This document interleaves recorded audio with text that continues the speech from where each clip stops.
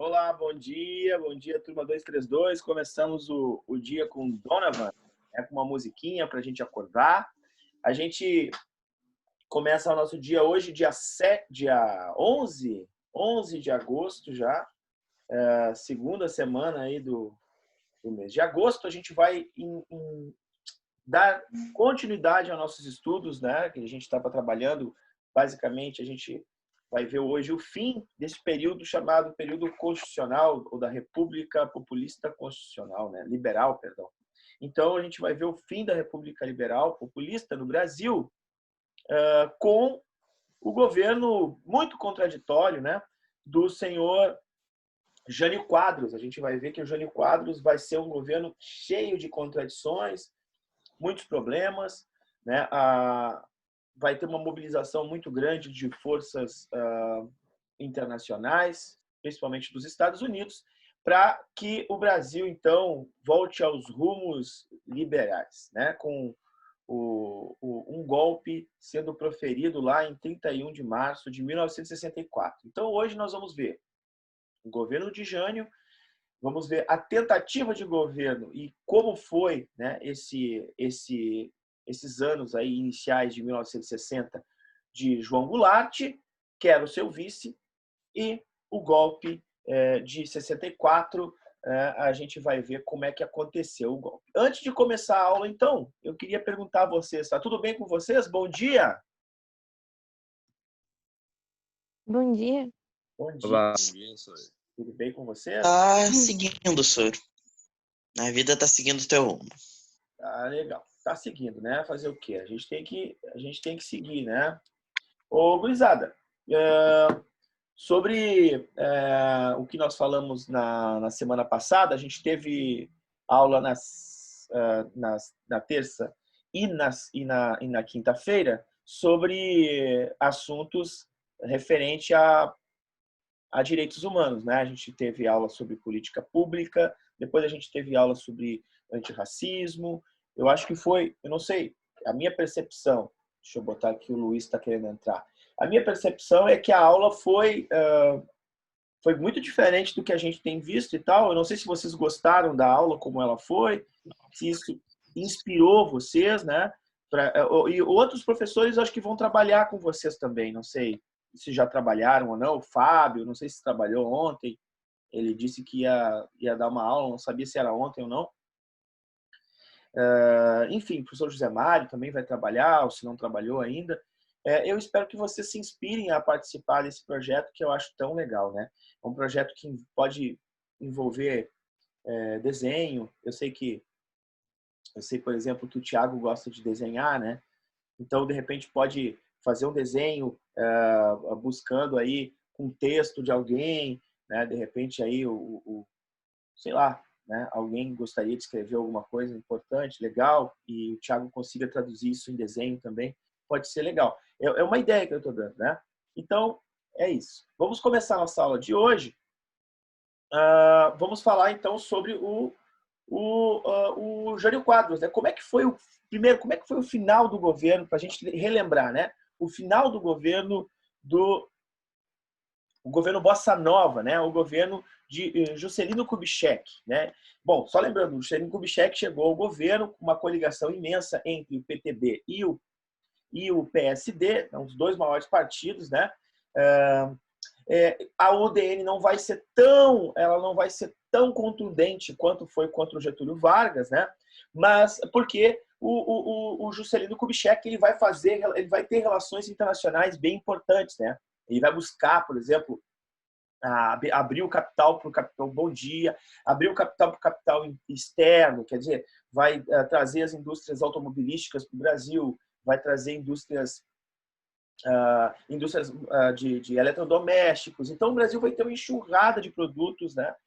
Vai ter a formação do que a gente conhece por ABC Paulista, aquela região da Grande São Paulo, com grande produção, né? Vai empregar muita mão de obra e vai transformar o Brasil em um grande canteiro de obras, né? E obras importantes, porque, por exemplo, para que a gente possa ligar a batedeira, ligar a secadora de roupa, ligar a lavadora de roupa, ligar a enceradeira, né?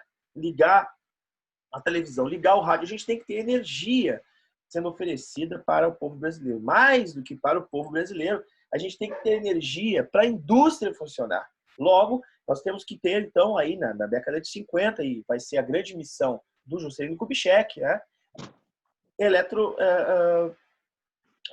Hidrelétricas, né, para justamente produzir energia. Então, nós vamos ter a construção de hidrelétricas, né, Três Marias e tal. Nós vamos ter a construção de estradas, porque eu vou precisar rodar com os carros, né? Então, ruas, estradas e a pérola, né, quer dizer, seria a cereja do bolo, né, do governo Juscelino Kubitschek, a execução, a construção, né, da capital do Brasil no Planalto Central, a construção de Brasília, né? Bom, eu não preciso nem dizer para vocês que todas essas obras, todos esses canteiros de obras, quando terminou a obra, acabou o emprego. E mais do que acabar o emprego, tem que pagar o investimento, né? O financiamento. E o Brasil busca financiamento no exterior. E aí, como é que faz para pagar financiamento se eu construir uma cidade que ela não dá lucro? Aliás, Brasília, olha só que loucura, né? Brasília é uma cidade que emprega quase que 80%, quase 90% da população que está empregada em Brasília é funcionário público. É funcionário do governo federal, é funcionário público. Então, quer dizer, é dinheiro, só dinheiro que sai, não entra dinheiro, não se transforma dinheiro, né? Então, nós temos aí um grande problema para resolver, né? Além de pagar, temos que pagar a dívida. Ter acabado o emprego, porque, na verdade, tu tem ali um serviço, que é um serviço de construção. Depois disso, acaba, não tem mais construção. E aí, o que faz essa população que veio do Nordeste, por exemplo, que são os chamados candangos? Vão ficar ali, né? No satélite de Brasília, né? Nas cidades periféricas a Brasília, grande cinturão de miséria que existe naquelas cidades. Então, tem Brasília, as cidades em volta de Brasília, né? São os aglomerados populacionais de pessoas extremamente pobres, né?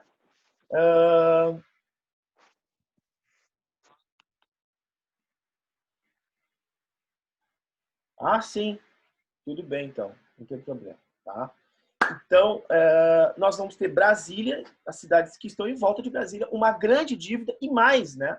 A gente tem que pensar que houve um processo de corrupção tremendo na construção de todas essas obras que eu falei para vocês. Então, é dinheiro público também que foi para os bolsos, né, de pessoas particulares. É o dinheiro de todo mundo que foi para o bolso das pessoas particulares. Então, imaginem que grande crise no final do governo do senhor Juscelino Kubitschek, né? Uma crise institucional, uma crise de bom dia, Maria. Uma crise de ética, né? E uma crise financeira por conta dos grandes roubos, né? Então aí surge a figura de quem? A figura de quem? A figura de quem? Jânio Quadros. E a figura surge com uma imagem, ele surge com uma vassourinha. Então, eu peço licença para vocês para poder compartilhar com vocês essa nossa apresentação aqui.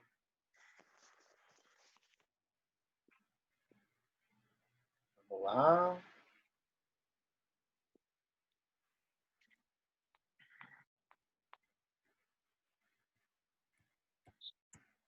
Tá aqui.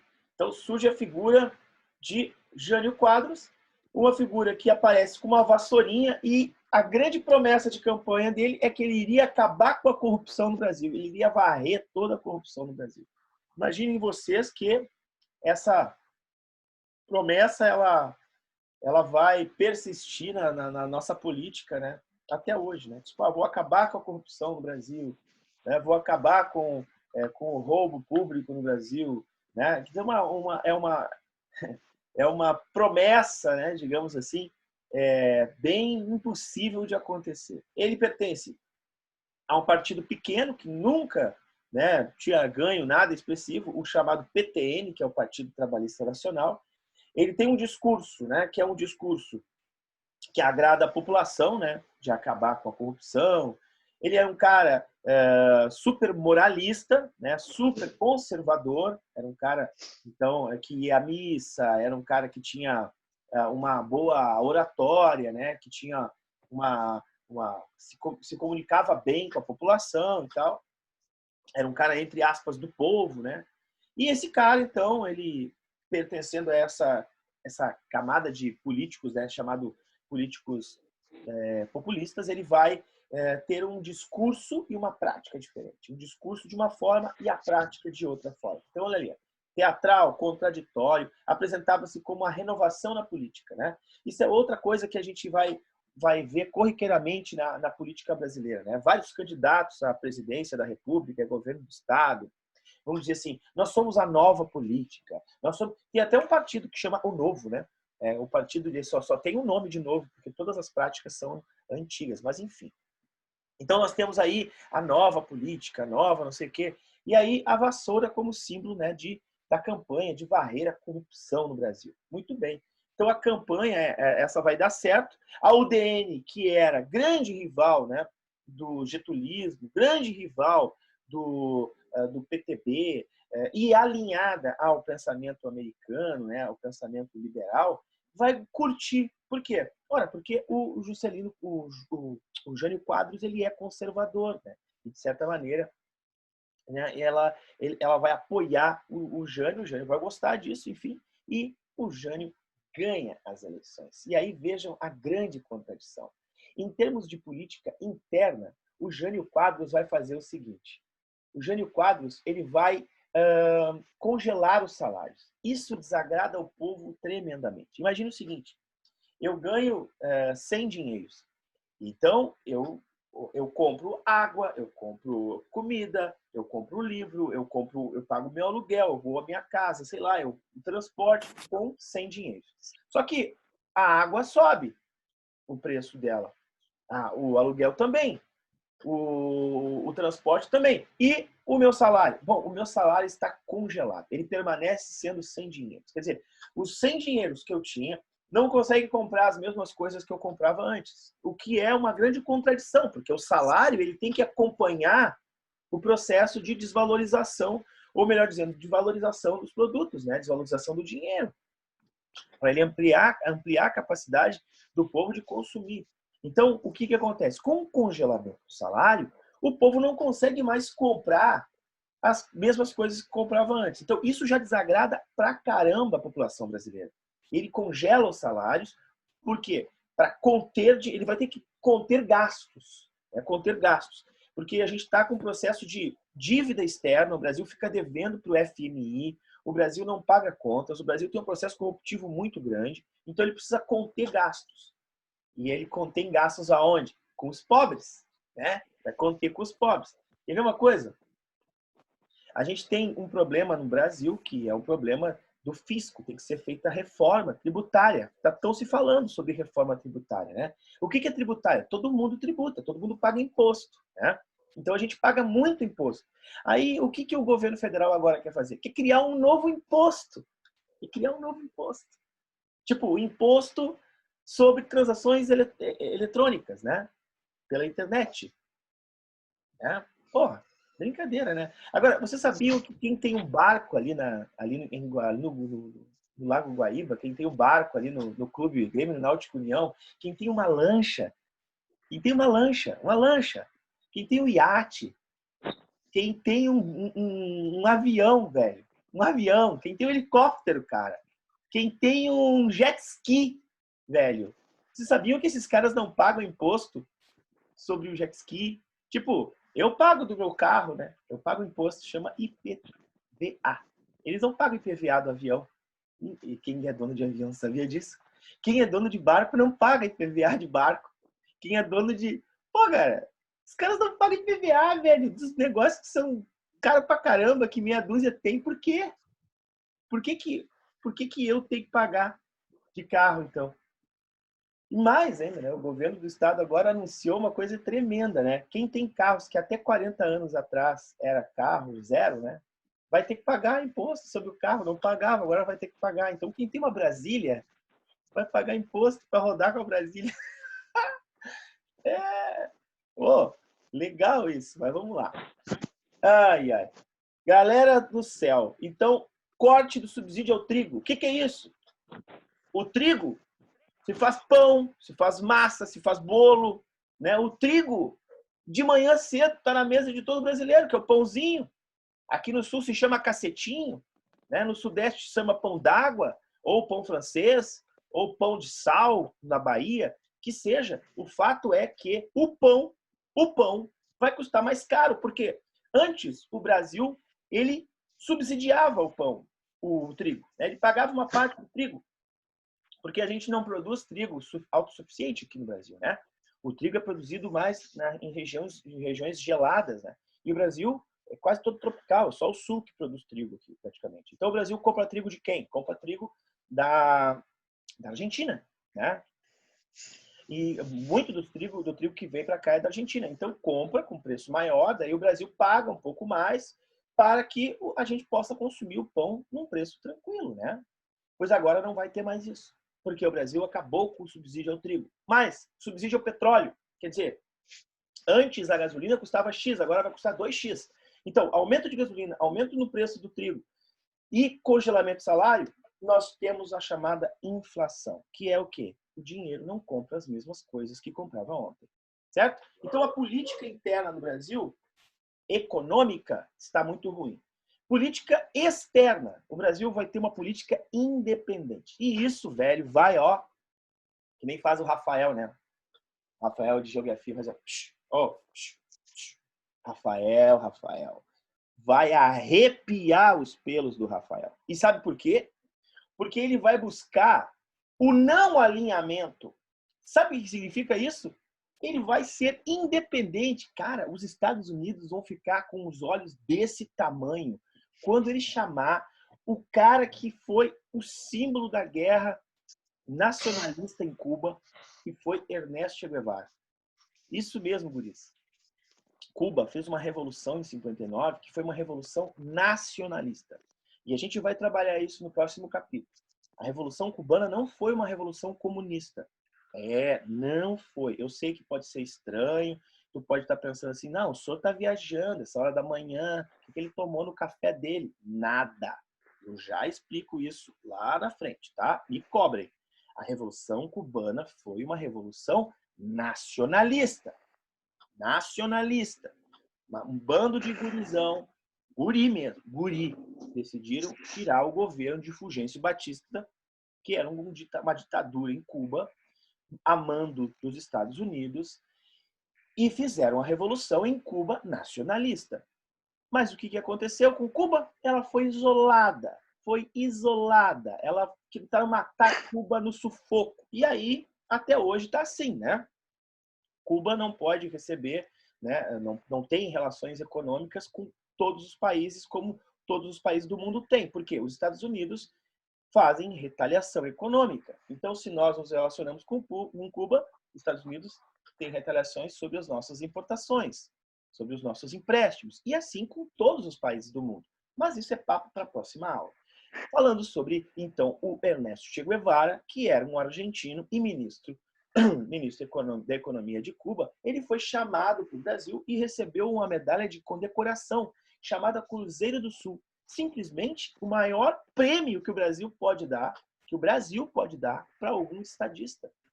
Quando o Jânio Quadros faz essa menção, automaticamente acende o alerta. Onde? Lá na Casa Branca.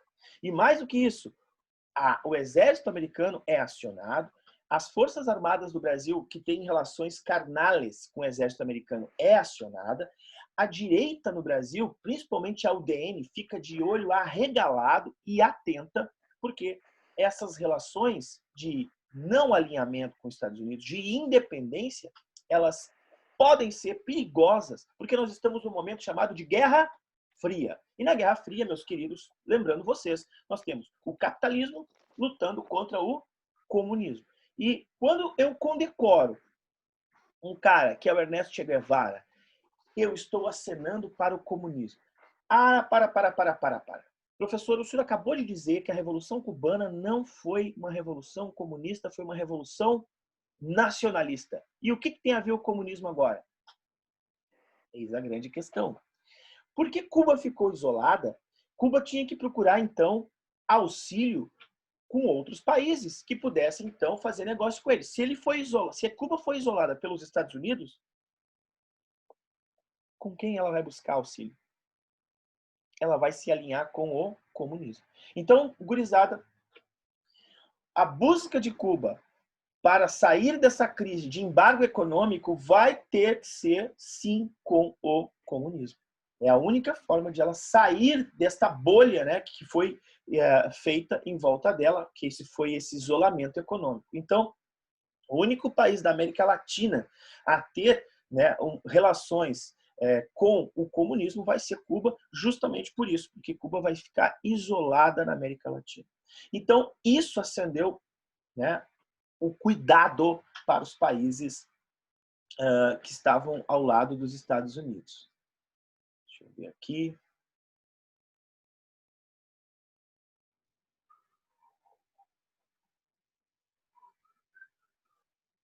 Muito bem. Estão entendendo o que eu estou falando? Está tudo bem aí? Alguém tem alguma pergunta? Nenhuma. Beleza. Então, vamos continuar aqui. Eu estava lendo ali porque alguém tinha me escrito alguma coisa, eu queria saber o que que era. Bom, então, isso aqui, a política internacional independente, externa independente, e as suas características moralistas, né? Então, o que é o moralismo de Jânio Quadros? Jânio Quadros vai ser eleito em 61, né? A gente vai governar até julho. Em julho ele renuncia, tá aqui, ó, renúncia de Getúlio, de renúncia extra, né? Jânio renuncia. E por que Jânio vai renunciar à presidência do Brasil? Né? A gente vai ver agora. Olha só, primeiro, ele proíbe rinha de galo, briga de galo, até aí tudo bem, né? Ele proíbe, tá, e tudo bem por causa dos animais, né? Ele proíbe a corrida de cavalo em dias úteis, por exemplo. Fim de semana pode ter corrida de cavalo, né? Pode usar o bicho para ganhar dinheiro, né? Para apostas. Já a rinha de galo não pode mais. Então, isso vai descontentar muito, principalmente o povo lá no Rio de Janeiro, que gostava muito disso, tá? Mas ele proíbe o biquíni. Ele acha que o biquíni é imoral.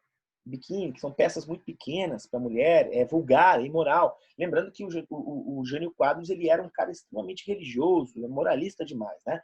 E isso, eu estou falando de 1960. Então, existia todo um pudor com o corpo, né? Leila Diniz, por exemplo, que vai escandalizar o mundo usando biquíni grávida, né?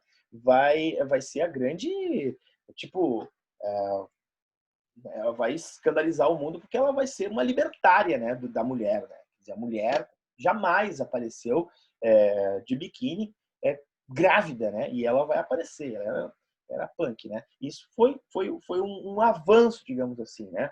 Porque existia, obviamente, uma questão moral muito forte em torno, né, em torno da mulher, em torno do corpo e tal. E aí nós vamos ter, então, um descontentamento geral da população brasileira, né? Porque o salário o salário está congelado, não compra mais nada. Tem um monte de proibições, né? Quer dizer, o povo estava contra o Jânio Quadros, né? Estava contra o Jânio Quadros. Jânio Quadros não tinha essa popularidade mais que tinha antes das eleições, né? E ele via pouco em relação a vou varrer a corrupção no Brasil. Então, todas as medidas que ele tomou, né, no início do seu governo foram antipáticas ao povo. E mais, adivinha quem é que controla os meios de comunicação no Brasil? Quem controla os meios de comunicação no Brasil, pessoal, nesta época, é justamente a UDN, é justamente a oposição, que era oposição a Vargas e vai ser oposição ao Jânio. Então, a imprensa brasileira vai dar um laço no Jânio Quadros. Vai dizer que o Jânio Quadros é um comunista, o Jânio Quadros tem que cair, o Jânio Quadros tem que renunciar, o Jânio Quadros é um absurdo, porque faz medidas impopulares com o povo, e começa um bombardeio de informações no governo de Jânio Quadros. Até que Jânio, então, resolve fazer uma coisa.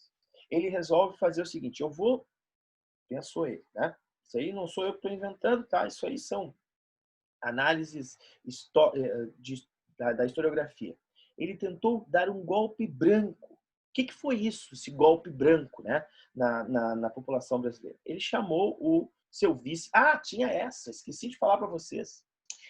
A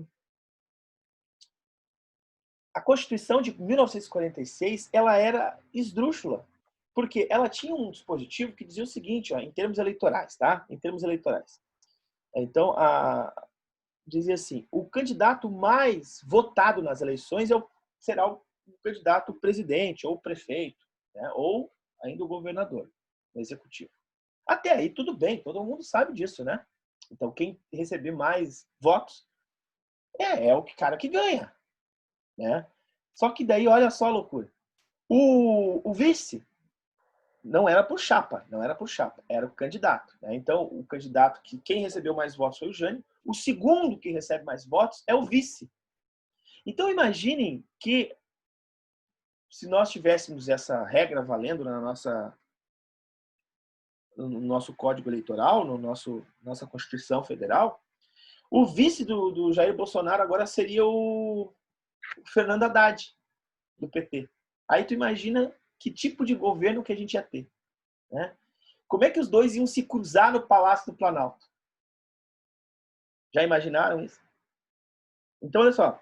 O vice do Jânio Quadros, que era do PTN, um partido pequeno, era o João Goulart, que foi ministro do Getúlio Vargas, que era um cara ligado com o Partido Trabalhista Brasileiro, que era um partido supernacionalista, que tinha uma visão também de independência externa, né? Tinha uma visão de independência externa, das relações de não alinhamento com os Estados Unidos. Então, vejam só, o vice do Jânio era o maior inimigo da imprensa brasileira, dos Estados Unidos, era o cara que ninguém queria no poder, né? Que era um cara nacionalista. E o que os Estados Unidos queria? O que a elite brasileira queria? Queria que continuasse a ser o governo brasileiro, um governo liberal, assim como era o governo do senhor Juscelino Kubitschek. Mesmo com toda a corrupção, continuasse um governo liberal, porque a liberdade econômica, ela, de certa maneira, ela era a bíblia, né, desses caras, né, da imprensa, esses caras, então, esses empresários. Eles não queriam saber se o povo estava sofrendo com isso, eles queriam ganhar o deles, né? E ficar alinhados com o Estado americano. Então, vejam só. O Jânio Quadros faz o seguinte, ele disse, bom, já que eu estou tão impopular assim, ele pensou que pudesse, então, fazer uma jogada para ficar e ganhar poderes extremos, né? Poderes únicos, fazendo assim. Ele chamou o João Goulart e disse, eu vou te mandar para a China, para ti lá na China reatar relações com os chineses. Só que os chineses são comunistas. E aí, então, ele faz, e o João Goulart, beleza, é dentro da lógica da política internacional independente. Eu vou para a China e vou reatar relações com os chineses que são comunistas. E lá foi, pegou o aviãozinho da Varig, né? E foi para a China. Ao ir para a China, o que o Jânio fez? O Jânio marcou uma audiência no Congresso Nacional e disse no Congresso Nacional, na tribuna do Congresso, que forças ocultas estavam pressionando o seu governo. Que o seu vice, por exemplo, nesse instante, estava na China reatando relações com a China comunista. Que o povo brasileiro precisava de um líder que tivesse poderes únicos em suas mãos. O que queria Jânio Quadros? Jânio Quadros queria o aval do Congresso Nacional para que ele ficasse com poderes extremos em suas mãos. E o que o Congresso vai fazer?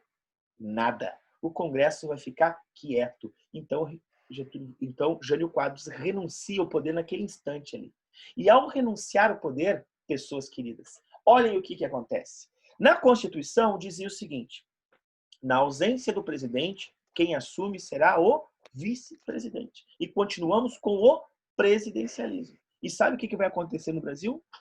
O presidente renuncia, o vice-presidente está na China, e aí o líder do Congresso, que é o senhor chamado Tancredo de Almeida Neves, avô do senhor Aécio Neves, ele dá um golpe no Brasil e decreta o quê? O parlamentarismo no Brasil. Então, criaturas, agora, nesse instante, peguem a caneta de vocês e coloquem o seguinte, parlamentarismo no Brasil. Se cair na prova do vestibular, se cair na prova do Enem, se cair na prova do concurso do Banco do Brasil, se tiver ainda Banco do Brasil Federal, né? Porque os caras estão querendo vender.